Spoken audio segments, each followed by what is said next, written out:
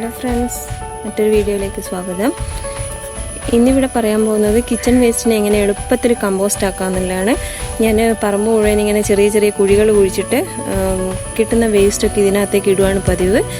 സാധാരണ പൈപ്പ് കമ്പോസ്റ്റിലേക്കാണ് ഇടാറ്. അപ്പോൾ അതിനകത്ത് നിറയെ പുഴുക്കളെ കാണുമ്പോൾ ഉള്ള ഒരു വല്ലായ്മ അത് മാറ്റാൻ വേണ്ടിയിട്ട് ഇതുപോലെ ഇട്ട് കഴിഞ്ഞാൽ പുഴുക്കളെന്നല്ല നിറയെ മണ്ണിരയാണ് വരുന്നത്.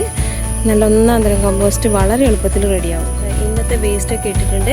ഇനി ഇതിൻ്റെ മുകളിൽ കുറച്ച് മണ്ണിടും, എന്നിട്ട് ചെറിയൊരു ലെയർ, എന്നിട്ട് നാളെ അടുത്ത വേസ്റ്റ് ഇടും, അതിൻ്റെ മുകളിലൊരു ലെയർ ഇടും. അങ്ങനെ ഇത് നിറയുന്നത് വരെ ചെറിയൊരു ലെയർ മണ്ണിട്ടിട്ട് അത് മൂടിയിട്ടുണ്ട്.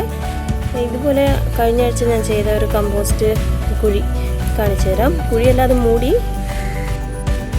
ഇതാണ് ആ കമ്പോസ്റ്റ് കുഴി ഉണ്ടായിരുന്നത്. അതിനകത്തുള്ള മണ്ണ് നമുക്ക് നോക്കാം.